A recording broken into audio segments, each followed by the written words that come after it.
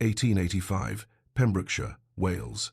Thornwick Manor rose from the moorland, not as a home, but as a sentence carved in stone. The house crouched against the Welsh hillside like something ancient and unforgiving, its grey walls darkened by decades of rain and wind. Narrow windows stared out across the moors with the blank expression of a man who had long since stopped expecting warmth. The land around it stretched endlessly, heather and gorse, rocky outcroppings, paths that led nowhere but deeper into isolation. Even the sky seemed lower here, pressing down with clouds the colour of steel, as if heaven itself had decided this place was not worth illuminating. Inside, the corridors swallowed sound. Footsteps disappeared into thick carpets. Voices died against stone walls 3 feet thick. It was a house built by men who believed comfort was weakness, by generations of Parkinsons who had learned early that duty mattered and feeling did not. Isaac Parkinson was the latest inheritor of that philosophy. At 32, he moved through Thornwick, with the precision of a clockmaker tending his mechanisms. Every gesture measured, every step deliberate, every word weighed before it left his mouth. Servants stepped aside when they heard his boots in the corridor, not out of fear exactly, but out of respect for the cold that travelled with him. Rooms felt different when he entered them, smaller somehow, the air tighter, as though his presence compressed the very atmosphere into something dense and breathless. He had his father's height and his father's sharp-edged jaw, dark hair swept back from a high forehead, grey eyes that assessed rather than observed, a mouth that had forgotten how to curve into anything resembling softness. His father had raised him on a simple doctrine. Emotion was the enemy of order, love a luxury for men who could afford to be weak. Marriage was a transaction, necessary for heirs and the preservation of estates, nothing more sacred than a business contract. When the elder Parkinson died and his will demanded Isaac secure the estate through marriage within the year, Isaac approached the problem as he approached everything else with ruthless efficiency. He needed a wife. He did not need complications. Hello, lovely reader. If this tale of history and longing speaks to you, I'd be grateful for your like or subscribe. It helps me share more stories of love found in unexpected places. And if the mood strikes, leave a word in the comments about where in the world you're reading from. Every note brings a smile, and I read them all. Their single meeting before the wedding took place in the drawing room of her family's modest home in Haverfordwest. Mia Burgess sat with her hands folded in her lap, her mother hovering anxiously by the door, her father nowhere to be seen, probably drowning his shame in the village tavern, unable to face the daughter he was selling to save himself from debtor's prison. Isaac had made his assessment in under 2 minutes. 24 years old, plain brown hair, neat but unremarkable, pale complexion suggesting she spent more time indoors than was fashionable, modest dress that had been carefully mended at the cuffs, eyes that stayed lowered, not from coyness but from habit, the habit of someone who had learned early that being noticed rarely ended well. "Miss Burgess," he began, his voice as neutral as if he were discussing crop yields, "I will be direct. My father's will requires I marry within the year to secure the estate. I need a wife who can manage a household competently and cause no disruption to my affairs." She didn't look up. "I understand, Mr. Parkinson." "Do you?" He leaned forward slightly. "Then understand this as well.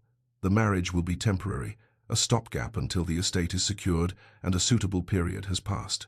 Within a year, perhaps 18 months, I will seek an annulment on grounds of incompatibility. At that time, you will receive a generous settlement and your family's debts will be cleared in full." Her hands tightened in her lap.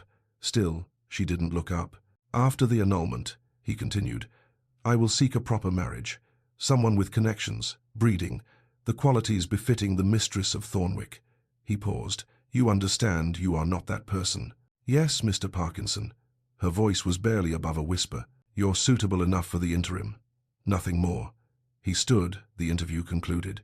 "The wedding will be in 3 weeks. My solicitor will handle the arrangements." Only then did she raise her eyes, and for a brief moment Isaac saw something in them, a flash of hurt, quickly buried beneath resignation. But he dismissed it immediately. She had agreed to the terms. She would be compensated. What more could she possibly want?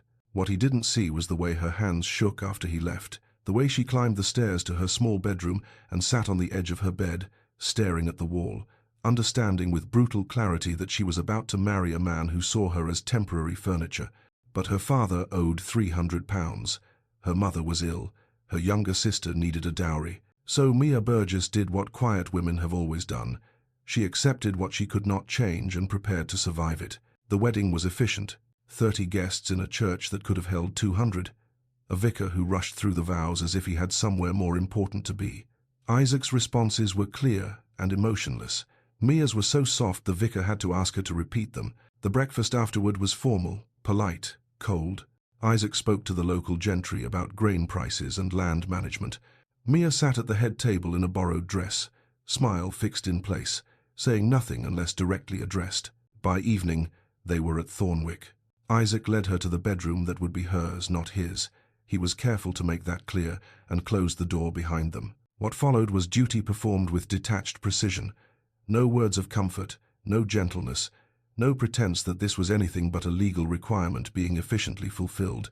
He was neither cruel nor kind. He was simply absent, present in body but utterly removed in spirit.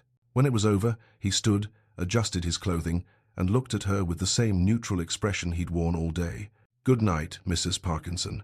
Not Mia, not even her first name. He left without looking back, the door clicking shut with a finality that echoed in her chest. Mia lay in the unfamiliar bed, staring at the canopy overhead. The fabric was fine, probably worth more than everything her family had owned. The mattress was soft, the linens were silk. She wanted for nothing materially, and she had never felt more bereft in her life. This is loneliness wearing a wedding ring, she thought. Tears came then, silent and hot, sliding down her temples into her hair. She cried for the girl she'd been that morning, the one who had harbored some foolish hope that perhaps he might soften, that perhaps kindness might emerge once the vows were spoken. She cried for the woman she was now temporary, disposable, a stopgap solution to someone else's problem. When the tears finally stopped, she wiped her face and made a decision. She would survive this. She would become so quiet, so efficient, so unremarkable, that when he finally discarded her, it would be like removing a piece of furniture no one remembered purchasing. She would take her settlement, clear her family's debts, and disappear into whatever life she could build from the ruins of this one. She would not hope, she would not expect, she would not allow herself to feel anything at all. It was the only way to survive a marriage that was never meant to last. Somewhere in the house, a clock chimed midnight. The first day of Mia Parkinson's temporary life had ended, and neither she nor Isaac knew that this cold, calculated arrangement would become the kind of mistake that carves itself into a man's chest and refuses to let him breathe. Isaac Parkinson was a man of clockwork precision. He rose each morning at dawn, dressed without assistance, and took his breakfast standing at the study window while reviewing the day's correspondence. By 7 o'clock, he was at his desk, working through estate accounts with the methodical focus of a surgeon. Mornings were for tenants and land management, afternoons for inspections, walking the boundaries, checking fences, examining drainage systems with his steward trailing dutifully behind. He returned at precisely 6 o'clock, washed, changed, and appeared in the dining room at 7. Dinner was a solitary affair, consumed in silence while he read reports or planned the following day. By 9, he retired to the library. By 11, he was in bed. Every day, without variation, without deviation. Into this rigid machinery, Mia learned to insert herself like a ghost slipping through walls. She rose earlier than Isaac, taking her breakfast in the small sitting room that had been designated hers. She managed the household accounts at the writing desk by the east window, where she could see him leave for his inspections and time her own movements accordingly. She approved menus with Cook, reviewed linen inventories with Mrs. Holloway, arranged fresh flowers in the drawing room, the library, the entrance hall rooms Isaac occupied but never truly saw. She discovered 2 sanctuaries where his routine never took him. The conservatory at the back of the house, all glass and iron, and the humid smell of growing things. Here she could breathe. Here she tended the ferns and jasmine, the climbing roses and herbs, speaking softly to them in a way she never spoke to anyone else. And the music room, where a pianoforte sat gathering dust until she began playing it, softly, always softly, melancholy pieces that required no audience. Chopin nocturnes, Schubert's impromptus, songs that gave voice to feelings she could not otherwise express. Isaac barely noticed her presence. The house ran smoothly. His meals appeared on time. His correspondence was organized.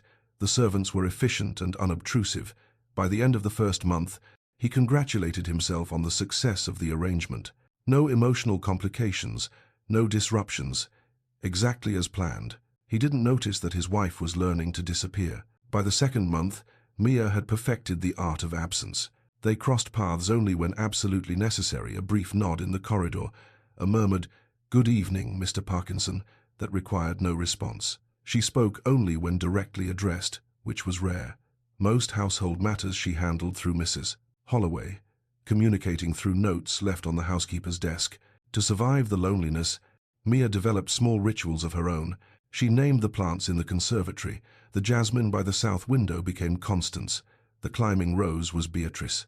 The stubborn fern that refused to thrive no matter how carefully she tended it was Charlotte, after her sister, equally stubborn, equally delicate. She wrote letters to Charlotte that she never sent, pouring out the reality of her situation onto pages she burned in the fireplace afterward. "Dear Charlotte, I am a wife who is not a wife. I am a mistress of a house that doesn't need me. I am temporary in all things except my loneliness." She played the pianoforte in the afternoons when Isaac was out on the estate, choosing pieces that matched her mood, minor keys, descending melodies, music that felt like autumn even in spring.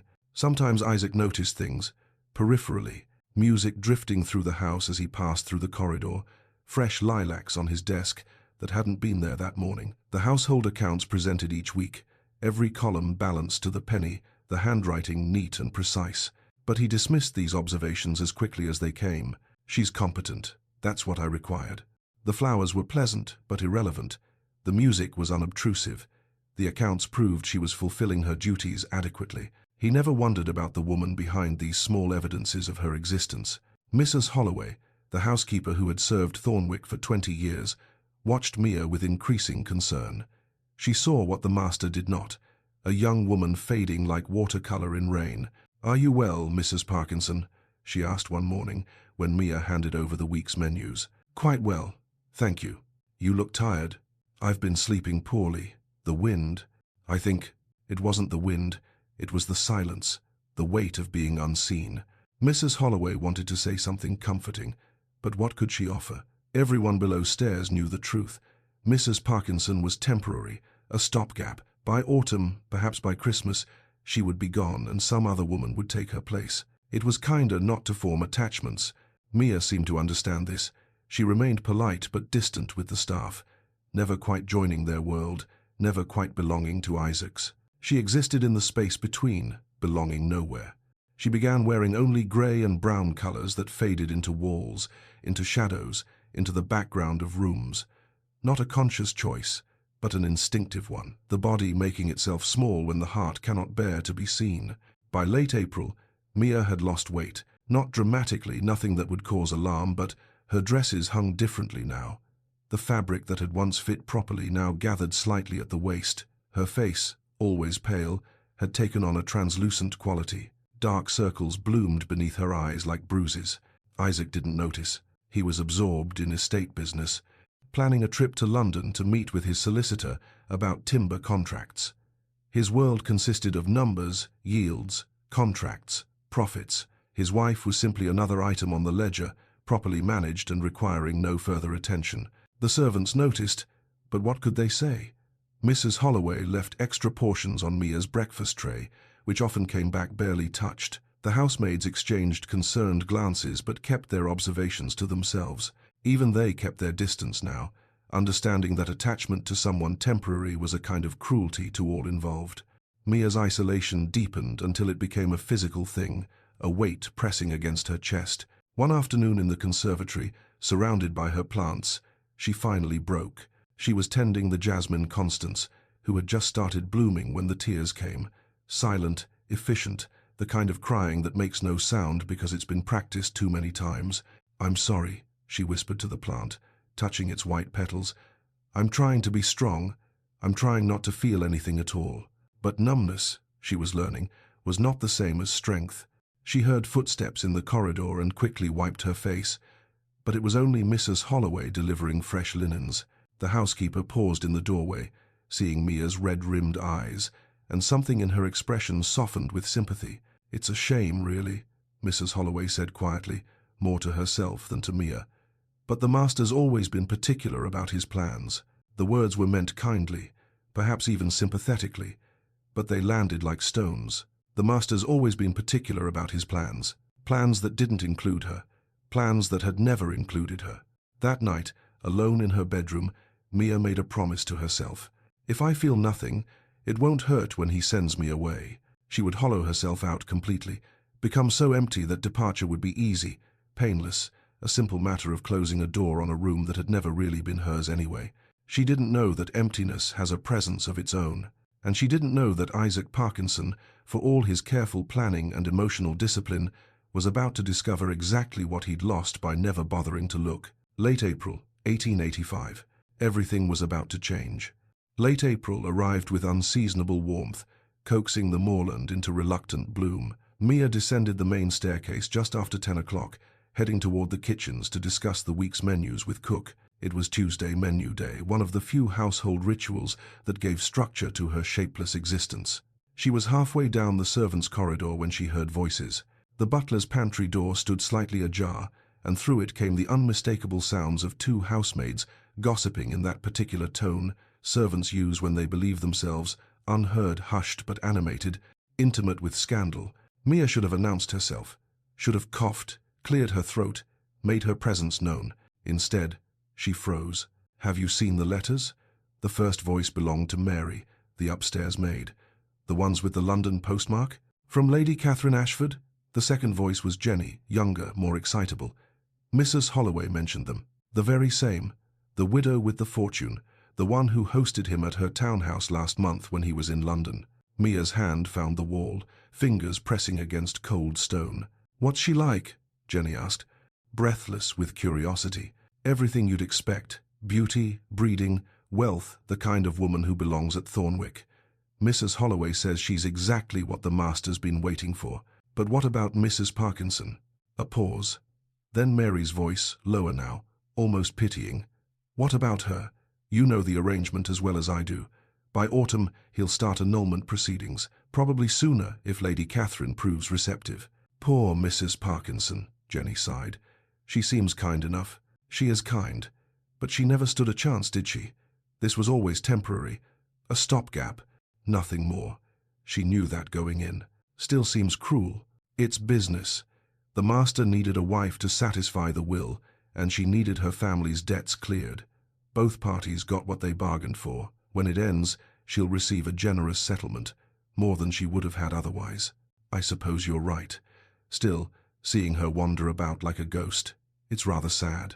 Best not to get attached. She'll be gone by Christmas, mark my words." The conversation drifted toward other topics, a delivery boy who'd smiled at Jenny, the underfootman's drinking problem, but Mia heard none of it. Her vision had narrowed to a single point. Her breath came shallow and quick, as if the corridor had suddenly lost its air. The wall beneath her palm felt like the only solid thing in a world that had just tilted sideways. She knew what this was, a stopgap. Nothing more. She had known. She had always known.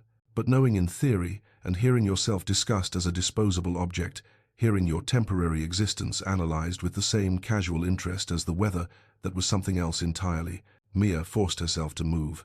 One foot, then the other.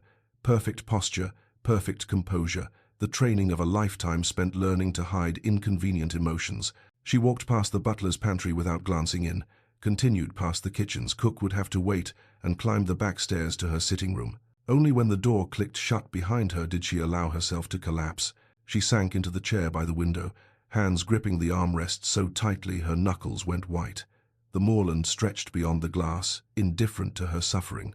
The sky was the color of slate, pressing down with all its weight. And then the tears came. Not delicate, feminine tears. Not the kind that could be prettily dabbed away with a handkerchief. These were the tears of someone who had been holding back an ocean and finally, catastrophically, broken. She cried for the girl who had accepted this arrangement out of desperation, for the woman who had spent 4 months making herself invisible in her own home, for every breakfast taken alone, every evening sitting at a table across from a man who looked through her rather than at her. She cried because she had known, yes, but some foolish part of her had hoped anyway. When the tears finally stopped, Mia sat in the chair for a long time, staring at nothing. "I knew. I've always known. But hearing it spoken aloud, hearing it made it real in a way that speculation never could. There was no more room for foolish hope, no more space for the quiet fantasy that perhaps he might change his mind. that perhaps over time he might see her as something more than temporary furniture. Lady Catherine Ashford, beauty, breeding, wealth, everything Mia was not. Something shifted inside her then, not breaking, but hardening, crystallizing into cold, clear resolution. If I'm temporary, I'll stop pretending otherwise.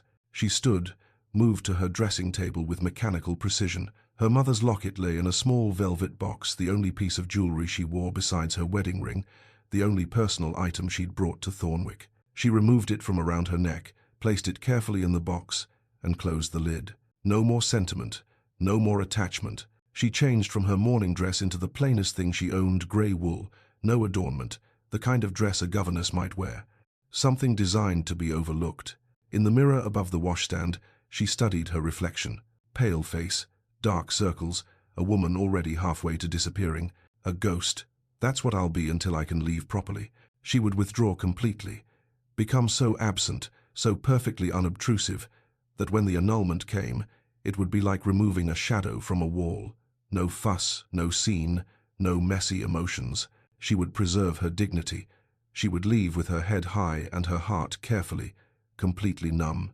What Mia didn't realize, couldn't realize, was that her withdrawal would be the very thing that finally made Isaac Parkinson look at her.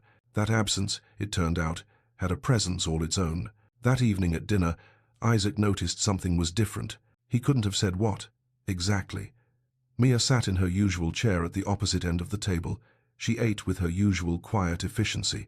She responded when he spoke to her with her usual polite brevity, but something was wrong, or rather something was more wrong than usual. She felt further away than the length of the table should have made possible, present physically but utterly, completely absent in every way that mattered. "Are you well, Mrs. Parkinson?" he asked, setting down his fork. "Quite well, sir." Her voice was perfectly modulated, perfectly empty. "Sir." She'd never called him that before. "Mr. Parkinson." "Yes, but never the more formal sir, which created distance where little had existed before. You seem quiet. I apologize if my silence disturbs you, sir." There it was again. "Sir." Isaac frowned, vaguely irritated by something he couldn't name. "It doesn't disturb me. I merely inquired after your well-being." "That's very kind, sir. I assure you, I'm perfectly well." The conversation died there, strangled by her politeness. Isaac returned to his meal, but found his appetite had diminished. He kept glancing up, trying to identify what had changed. Her posture? Her dress? The way she held her fork?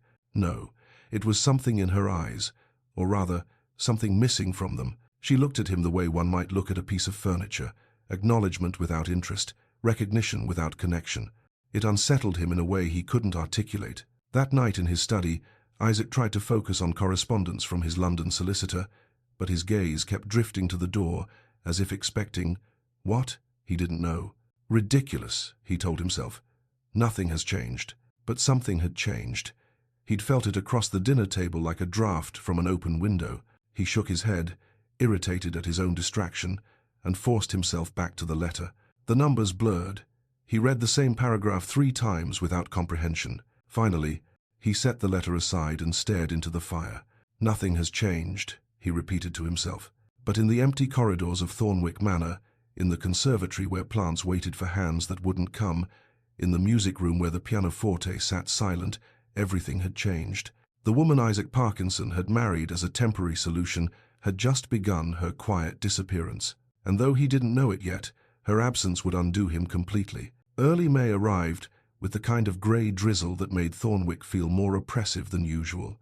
Isaac descended to the dining room at precisely 7:30 in the morning, as he had every morning for the past 4 months, expecting the familiar ritual of silent breakfast.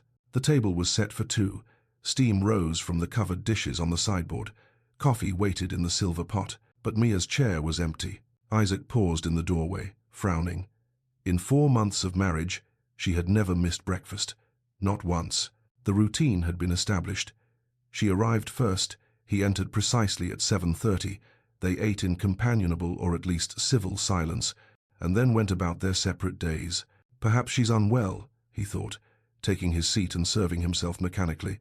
The empty chair sat across from him like an accusation. He ate quickly, uncomfortably aware of the silence. Strange how the absence of someone you barely spoke to could make a room feel so much emptier. The next morning, The chair was empty again. And the morning after that, on the third morning, Isaac's irritation had sharpened into something that felt uncomfortably like concern. When Mrs. Holloway came to clear the breakfast dishes, he set down his coffee cup with more force than necessary. "Where is Mrs. Parkinson taking her meals?" The housekeeper's expression remained carefully neutral. "In her sitting room, sir. She requested a tray be brought up." "Is she ill?" "No, sir. Simply prefers the privacy," she said. Privacy. The word landed strangely. "I see. Thank you, Mrs. Holloway." After she left, Isaac sat alone at the long table, staring at Mia's empty chair. Privacy? We barely spoke anyway. What difference does it make where she eats? But it did make a difference. The empty chair bothered him in a way he couldn't articulate.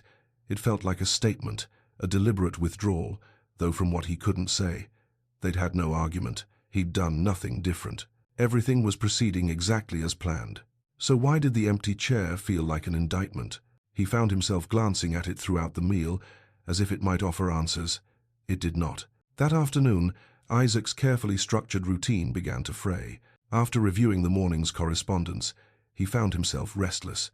He walked through the house with no particular destination, telling himself he was simply conducting an informal inspection, but his feet carried him to places he rarely visited. He pushed open the glass door and stepped into the humid warmth. Plants crowded the space, ferns and jasmine, climbing roses, herbs in neat terracotta pots. But the room felt abandoned. Several plants drooped, their soil dry. Dead leaves gathered on the floor beneath the jasmine. The small gardening table where Mia usually worked stood empty, tools arranged in a neat row that suggested they hadn't been touched in days. Isaac stood there longer than he intended, feeling oddly disoriented. He'd never paid attention to the conservatory before. Now its emptiness felt significant in a way he couldn't name. The music room was worse. The pianoforte stood with its lid closed, a sheet of dust catching the afternoon light.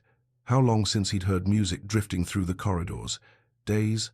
A week? He tried to remember the last time and couldn't. He'd grown accustomed to those melancholy pieces she played Chopin, he thought, though he knew little of music.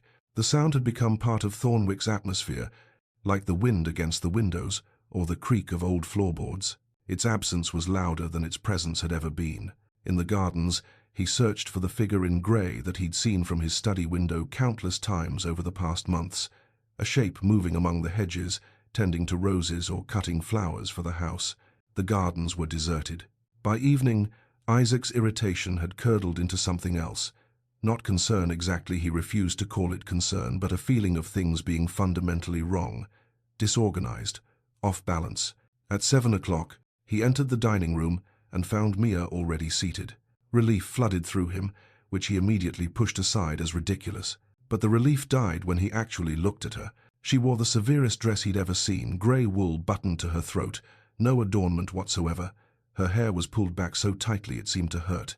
She sat at the far end of the table, much further than she'd ever sat before, as if she'd measured the maximum possible distance and claimed it deliberately. Her plate held token portions. She ate almost nothing, moving food around with mechanical precision. "Mrs. Parkinson," he kept his voice neutral. "Are you well?" "Quite well, sir." She didn't look up. "Sir."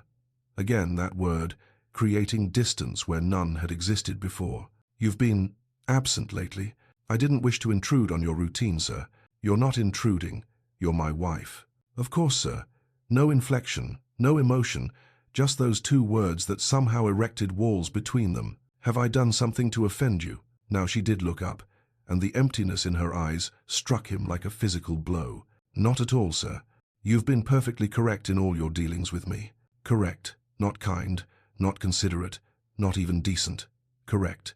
Like he'd followed a recipe accurately but produced something inedible. The formality stung in a way Isaac didn't understand and couldn't acknowledge.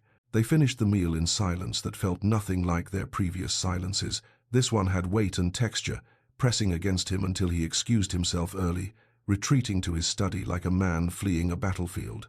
Over the following week, Isaac became hyper-aware of absence. The house felt different, heavier, the air thicker, as if something vital had been removed, and the space hadn't yet learned to compensate. No music drifted through the corridors. The pianoforte remained closed, gathering dust. He caught himself pausing in his work, listening for melodies that never came. No fresh flowers appeared in his study. He'd never noticed them before. Lilacs, roses, whatever grew in the gardens, but he noticed their absence. The room felt darker somehow, less alive. No soft humming echoed from the conservatory when he passed it. The plants continued their slow decline, visible even to his untrained eye. He told himself he was being irrational. She's being more discreet, more considerate of my privacy. Isn't this what I wanted? A wife who didn't intrude, who managed the household efficiently while remaining invisible. But invisible had transformed from theory into practice, and practice felt entirely different than he'd anticipated. On Thursday evening, he encountered her in the corridor near the library. She was carrying a lamp, moving quietly as always. When she saw him, she immediately stepped aside, pressing herself against the wall, eyes downcast. "Excuse me, sir." She didn't look at him, didn't meet his eyes, treated him like a master to be deferred to, not a husband. The deference felt like rejection. He opened his mouth to say something, what he didn't know, but she'd already slipped past him, disappearing around the corner with barely a sound. That night, alone in his study, Isaac poured himself whiskey and admitted the truth. "I don't like this. I don't like this at all." He stared into the fire, glass cradled in his hands. He'd wanted a convenient wife, an unobtrusive presence, someone to manage Thornwick while he attended to important matters. He'd gotten exactly that. So why did it feel like he'd lost something infinitely more valuable than what he'd gained? He tried to remember the last time he'd actually looked at Mia's face. Really looked, not just glanced in passing or observed across a dinner table. Tried to remember if he'd ever noticed the color of her eyes, the shape of her hands, whether she smiled or frowned or displayed any expression at all. He couldn't remember. 4 months married, and he couldn't remember his wife's face. The thought disturbed him more than he wanted to admit. He drained his whiskey, poured another, and sat staring at nothing until the fire burned low. Something vital had been removed from Thornwick Manor, and Isaac Parkinson was only beginning to understand what he'd lost. Mid-May, late afternoon.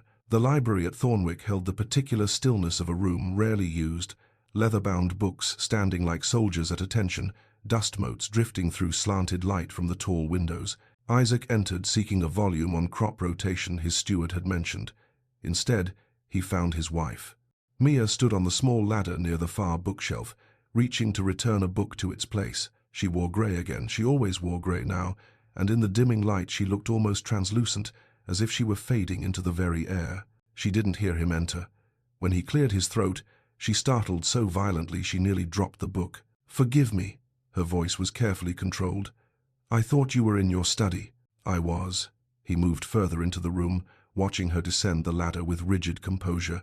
"You've been different lately." "Have I?" Polite inquiry, utterly empty of curiosity. "Yes." Distant. For a fraction of a second, something flickered across her face, pain, perhaps, or anger, but she smoothed it away so quickly he almost thought he'd imagined it. "I apologize if I've failed in my duties, Mr. Parkinson. That's not what I meant." "Then what did you mean, sir?" There it was again, that word that created walls where none should exist between a husband and wife.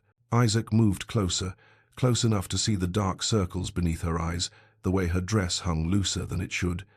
"Are you unhappy here?" She looked at him then. Really looked at him for the first time in weeks. What he saw in her eyes made something in his chest constrict, resignation, exhaustion, something that looked alarmingly like grief. "Happiness isn't relevant to our arrangement, is it?" The words hung in the air between them, sharp-edged and undeniable. "You made the terms clear from the beginning, Mr. Parkinson." Her voice remained steady, but he heard something underneath it now, something raw. "I'm simply following them more faithfully." "What terms?" "That I'm temporary, a stopgap until you find someone suitable." His stomach dropped. He'd never said those words to her. Had he? "I never used that word." "You didn't have to." A bitter smile touched her lips. "Your actions spoke clearly enough. You married me to satisfy a legal requirement. You fulfilled your obligation on our wedding night and haven't touched me since.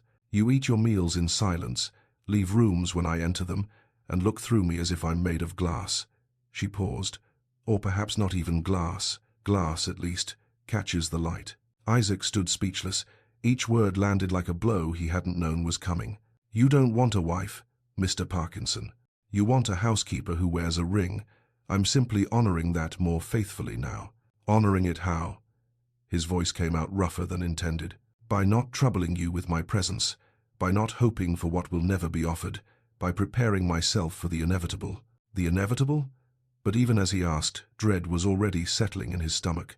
When you begin annulment proceedings, when Lady Catherine Ashford or someone like her becomes available, the shock must have shown on his face because her smile turned sad, almost pitying. You thought I didn't know? The servants talk, Mr. Parkinson. They discuss your plans quite freely when they think I'm not listening. About your letters from London, about the kind of wife you're truly waiting for. Beauty, breeding, wealth, everything I'm not. Silence stretched between them, heavy and suffocating. Isaac opened his mouth, but what could he say? Deny it? He couldn't, because it had been his plan. Still was his plan, technically, though thinking about it now made him feel vaguely ill. Apologize? For what? He'd been honest from the start. She'd agreed to the terms. Explain? What was there to explain?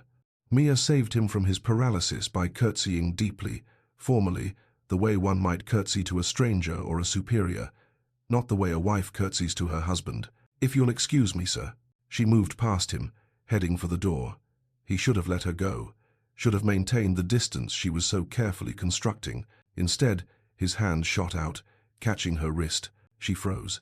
They both stared at where his fingers circled her arm, the first time he'd voluntarily touched her since their wedding night. Mia, her name felt strange in his mouth. She pulled away gently but firmly. Please don't. Don't what? Don't pretend this is something it isn't. Don't pretend you see me when we both know you don't. Her voice cracked, just slightly. I can bear being temporary, Mr. Parkinson. I can bear being unwanted. But I cannot bear false kindness. Not now. She left before he could respond, the door closing behind her with a soft click that sounded like finality. Isaac stood alone in the library, heart pounding, realizing he was gripping the back of a chair so hard his knuckles had gone white. Her words echoed in the silence. By not hoping for what will never be offered, she'd been hoping. His quiet, invisible wife had been hoping for something from him, for kindness perhaps, for recognition, for him to see her as something more than a temporary inconvenience, and he'd crushed that hope through sheer neglect. For the first time in 4 months, no, in his entire carefully controlled adult life, Isaac Parkinson felt something that burned uncomfortably like shame. He'd wanted a marriage without complications. He'd achieved exactly that. So why did it suddenly feel like the greatest mistake of his life? Late May. Isaac sat alone at the breakfast table, staring at Mia's empty chair with an intensity that would have alarmed him had he been capable of self-reflection. She'd taken breakfast in her sitting room every morning for 3 weeks now. The pattern had become routine, yet it disturbed him more with each passing day. The empty chair felt like a silent reproach, a daily reminder of something he'd broken without meaning to, or perhaps without caring to notice. Mrs. Holloway entered with the Morning Post, arranged neatly on a silver tray. Your correspondence, sir. Isaac shuffled through the letters mechanically. Estate business, a note from his solicitor, an invitation to dinner in Cardiff he'd ignore, and one letter addressed in delicate feminine script. Mrs. Mia Parkinson, Thornwick Manor. He stared at it, turning it over in his hands. When was the last time Mia had received personal correspondence? Had she ever? In 4 months of marriage, he couldn't recall a single letter arriving for her. Did she have friends? Family besides the parents who'd been so eager to marry her off? Anyone in the world who cared whether she was happy or miserable? The realization struck him with uncomfortable force. He knew nothing about his wife's life before Thornwick. Nothing about who she'd been, who she might have wanted to become. Guilt twisted in his chest, unfamiliar and unwelcome. Shall I take this to Mrs. Parkinson, sir? Yes. Thank you, Mrs. Holloway. After the housekeeper left, Isaac sat staring at his cooling breakfast, appetite gone. He found himself wanting to know what the letter said. Who had written it? What would make someone think of Mia fondly enough to correspond with her? He spent the morning attempting to focus on estate accounts. The numbers blurred. His mind kept returning to the library, to Mia's face, when she'd said, I can bear being temporary. I can bear being unwanted. But I cannot bear false kindness. Resigned, exhausted, hopeless. He'd done that to her. In her sitting room, Mia broke the wax seal with trembling fingers. The letter was from Eleanor, her cousin in Tenby, the only family member who'd written to her since the wedding, the only person who seemed to remember she existed. Dearest Mia, I hope this letter finds you well. though I confess I've been worried about you. Your last letter seemed so subdued. Come stay with us for a fortnight. The sea air will do you good, and I've missed you terribly. Thomas and the children ask after you constantly. Please say yes. Your devoted cousin, Eleanor. Mia read it twice, then pressed it against her chest, eyes closing. Her first instinct was to refuse. She had duties at Thornwick. The household accounts, the staff management, She stopped herself. I have no real duties. I'm a stopgap, a temporary arrangement. What was she really staying for? Isaac didn't want her presence. The servants could manage perfectly well better, perhaps without the awkwardness of her liminal status. She'd been a prisoner of her own making, clinging to a role no one actually needed her to fill. He doesn't want me here. Why am I staying? The question clarified everything. She wasn't leaving to hurt Isaac. He'd barely noticed she was gone. She was leaving to remember what it felt like to breathe freely, to be in a place where people looked at her with warmth instead of through her with indifference. Mia pulled out her writing paper and composed her reply to Eleanor. She would arrive within the week and stay for a fortnight, perhaps longer. Then she hesitated over the more difficult letter.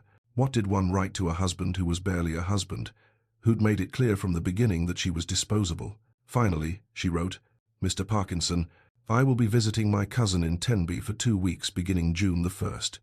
I have briefed Mrs. Holloway on all household matters in my absence. M. Parkinson. No warmth, no personal sentiment, pure information, delivered with the efficiency he valued above all else.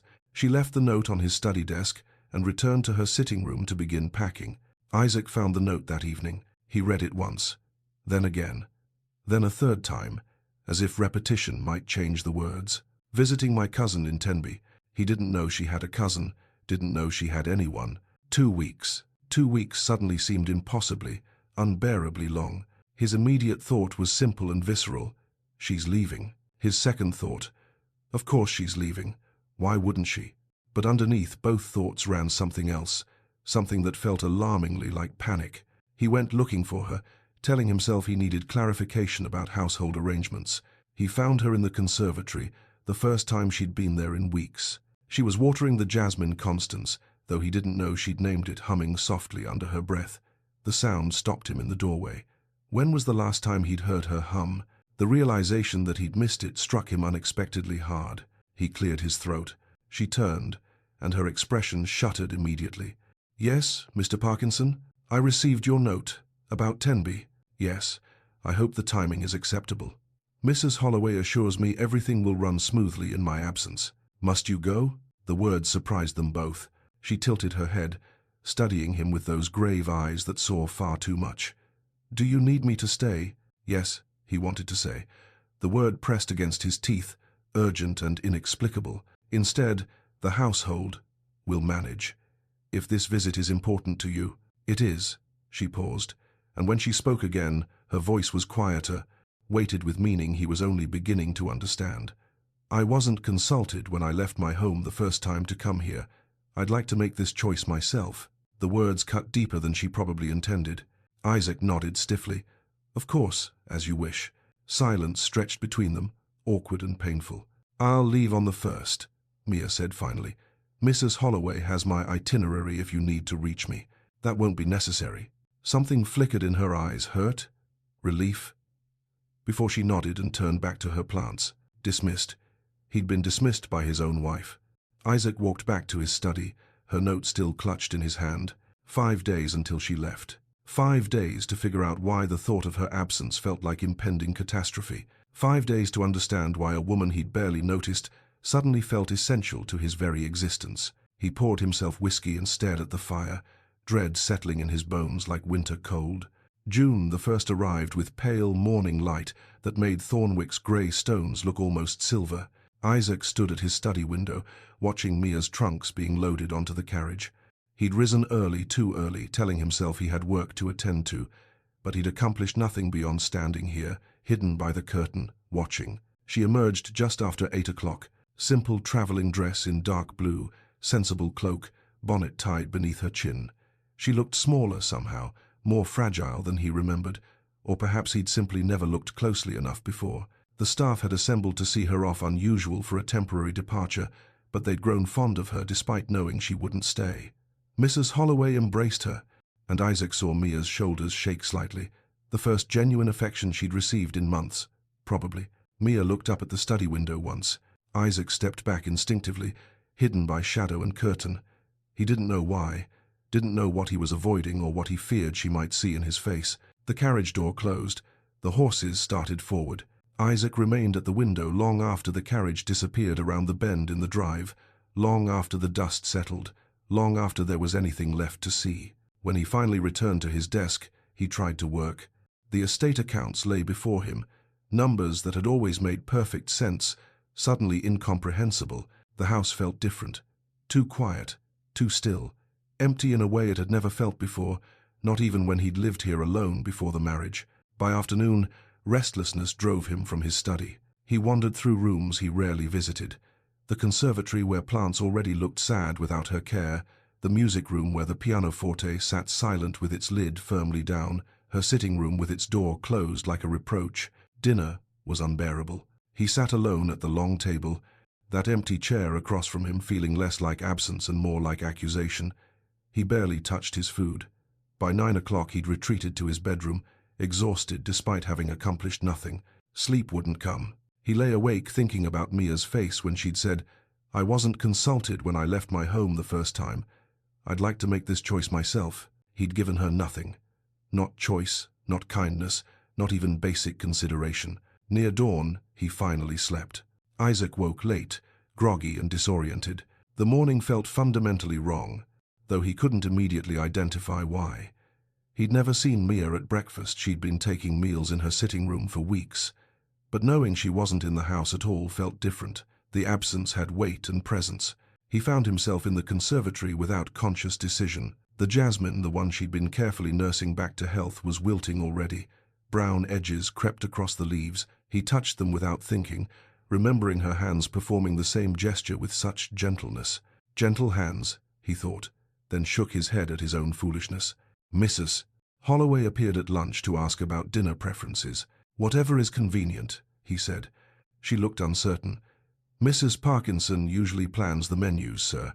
She knows your preferences." The realization struck him. Mia had been planning his meals for 4 months. Every dish, every course, quietly ensuring his comfort while he'd barely acknowledged her existence. He'd never thanked her, not once. The estate steward arrived that afternoon with questions about household accounts, linen orders, staff schedules, all matters Mia had apparently been managing seamlessly. Isaac struggled through details he'd never learned, growing more irritable with each passing hour. By evening, he'd walked past her sitting room 3 times. The 4th time, he entered. Small space, tastefully decorated. Books lined one shelf, poetry, novels, botanical guides. A writing desk held neat stacks of correspondence. An embroidery basket sat by the window. On the vanity, a small glass perfume bottle. Isaac picked it up before he could stop himself, opened it, inhaled. Lavender and something sweeter. Jasmine, perhaps. The scent hit him like memory made tangible. This was what she smelled like. He'd noticed it subconsciously 100 times passing her in corridors, sitting across from her at dinner, but never acknowledged it. He sat in her chair, holding the bottle, surrounded by evidence of a person he'd never bothered to know. 4 months married and I know nothing about her. What did she read? What did she think about? What did she want from life? Besides, to escape him, obviously. That night at dinner, he stared at the empty chair and whispered to the silence, "I miss you." The words sounded ridiculous even to his own ears. How could he miss someone he barely knew? But the truth wouldn't be dismissed. He did miss her. Isaac woke on the 3rd morning with his decision already made. I need to bring her home. He tried to rationalize it. The household needed her. Things were disorganized. The staff required direction. But the deeper truth pressed against his ribs. I need her. This house is a tomb without her.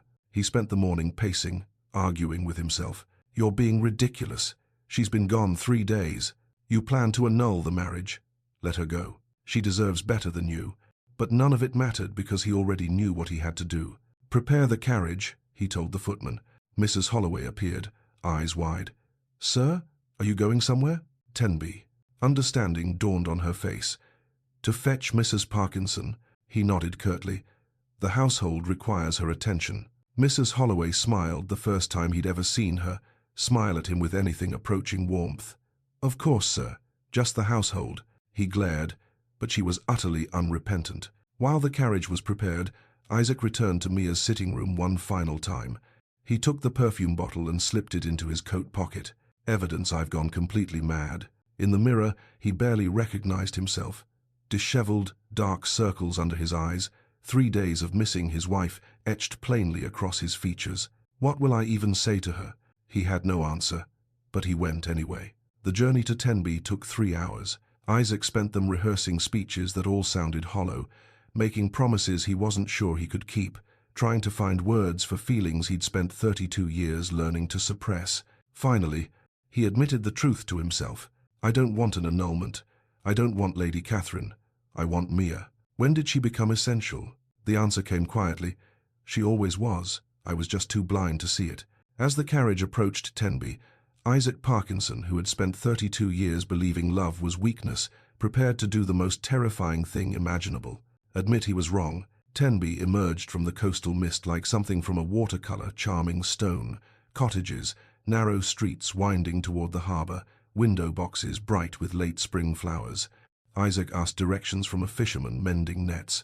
Eleanor's home sat near the beach, a modest stone house with blue-painted shutters and geraniums blooming cheerfully in the windows. He stood at the door, heart pounding in a way it hadn't since he was a boy facing his father's study after some transgression. When had he last felt nervous?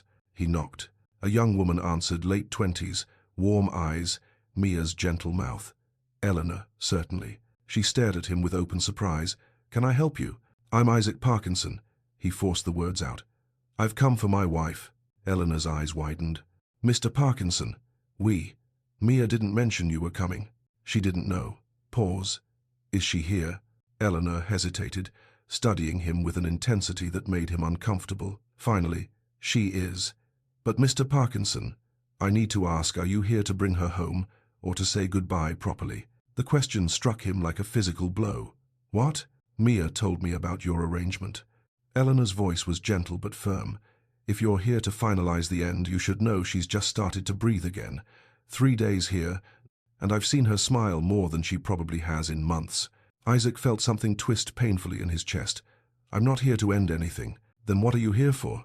He struggled, pride warring with desperation. Finally, honesty won. "To bring her home, to tell her I've been a fool." Eleanor's expression softened immediately. "She's walking on the beach, down that path, toward the point," she pointed. "And Mr. Parkinson, don't waste this chance." Isaac followed the sandy path through tall grass until the beach opened before him. There, a figure at the water's edge. Mia stood with the wind whipping her hair loose from its pins, shawl wrapped around her shoulders, staring out at the grey-blue water. She looked different here, lighter, as if some weight had lifted from her shoulders the moment she'd left Thornwick. The realization was another blow. She was happier without him. His heart did something strange in his chest, contracted, expanded, ached. She sensed his presence and turned. Shock flooded her face. "Isaac?" His first name. She'd never used his first name before. He walked closer, boots sinking into wet sand. "Missus Parkinson, what are you doing here?" Her hand flew to her throat. "Is something wrong at Thornwick?" "Yes." He stopped a few feet away. "You're not there." She blinked, confusion replacing shock. "I don't understand." "Neither do I." The admission came easier than expected. "You've been gone 3 days. I said I'd be gone 2 weeks." "I know." His voice came out rough, raw. "I couldn't last 2 weeks. The household. Damn the household." She startled at the curse, eyes widening. "This isn't about the household," he continued. "You asked me if I needed you to stay. I said the household would manage. I remember. I lied." He took a breath that felt like drowning. "The household cannot manage. I cannot manage." Her breath caught audibly. "Isaac, do you know what I've done for 3 days? Wandered through empty rooms, stared at your chair at dinner, sat in your sitting room holding your perfume bottle like a madman. You went in my sitting room." Her voice was barely a whisper. "I've been everywhere you used to be, trying to understand when you became essential to me." "Essential?" The word trembled between them. "I can't sleep. I can't work. I can't think. The house feels like a tomb." He stepped closer. "You were right. I didn't want a wife. I wanted a convenience. But somewhere in 4 months of ignoring you, you became irreplaceable." Tears welled in Mia's eyes. You don't mean this. I do. You're just used to me being there. Once you adjust, I don't want to adjust. I want you home. As your stopgap? Bitterness edged her voice. No. Fierce now. As my wife. My actual wife. She shook her head, tears spilling. Isaac, you said. I know what I said. I was wrong. About everything. You barely know me. Then let me learn. He reached for her hand, and this time she didn't pull away. Let me know your favorite flowers, what you read, why you hum in the conservatory. Let me know you. Why now? Her voice broke. Why after 4 months of nothing? Because I'm a fool who didn't know what he had until it was gone. Because you stopped hoping, and I realized I wanted to give you reasons to hope. He wiped her tears with his thumb. Because 3 days without you taught me more about my own heart than 32 years before it. What did it teach you? He looked at her with raw, terrifying honesty. That I'm in love with my own wife. She sobbed once, hand covering her mouth. I love how quietly you move through rooms, he continued. I love your voice when you speak to plants.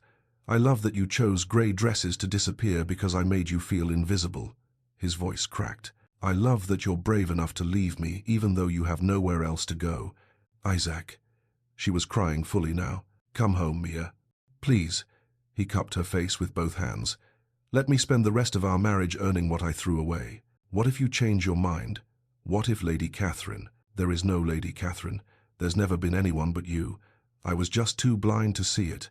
She searched his face, looking for lies, for cracks. You really came all this way? I would have come further. After 3 days? I wanted to come after one. Pride made me wait until 3. A small laugh broke through her tears. That sounds like you. Say you'll come home. His thumbs brushed her cheekbones. Say you'll give me a chance to be the husband you deserved from the beginning. She closed her eyes, tears streaming. Yes. He kissed her then, not dutiful, not obligatory, but desperate, grateful, full of 4 months of wasted time and the terrifying hope of everything that might come after. In the carriage, Mia sat beside Isaac, not across from him as she had on their wedding day, but close enough that their shoulders nearly touched. The proximity felt strange after 4 months of carefully maintained distance. Neither quite knew what to do with it. Isaac kept glancing at her, as if confirming she was real, that she'd actually agreed to return. Finally, to fill the awkward silence, tell me about your cousin. She looked surprised. You want to know? I want to know everything. So she told him about Eleanor, how they'd spent childhood summers hunting for shells on Tenby Beach, building elaborate sand castles, collecting sea glass. How Eleanor had been the only one to write after the wedding, the only one who seemed to care whether Mia was happy or miserable. Isaac listened as if each word was precious, something to be collected and treasured. What else? He asked when she paused. What else what? What else don't I know about you? She laughed softly, the sound startling them both. Everything, Isaac. You don't know anything. Then tell me. We have 3 hours. So she did. Her love of botany, inherited from a grandmother she barely remembered, her mother's death when she was 12, and how she'd learned to tend plants because they couldn't leave her like people did, her fear of thunderstorms, her secret dream of having a garden entirely her own. Isaac absorbed every detail like a man dying of thirst. You'll have your garden, he promised. The south lawn, it's yours. You don't have to. I want to. He took her hand, and this time she didn't pull away. I want to give you everything I should have given you from the start. Comfortable silence fell between them, so different from the heavy silences of their marriage thus far. Then Mia asked quietly, What changed, Isaac? Truly, he considered carefully. I think you were always there, but I refused to see, and when you left, there was nothing to distract me from the truth anymore. What truth? That Thornwick was never home until you were in it. They arrived at sunset, the house silhouetted against a purple sky that made it look less like a fortress and more like a promise. The staff had assembled, word spread fast in a household starved for good news. Mrs. Holloway beamed. Even the footmen looked pleased. Isaac helped Mia from the carriage and kept her hand as they walked inside.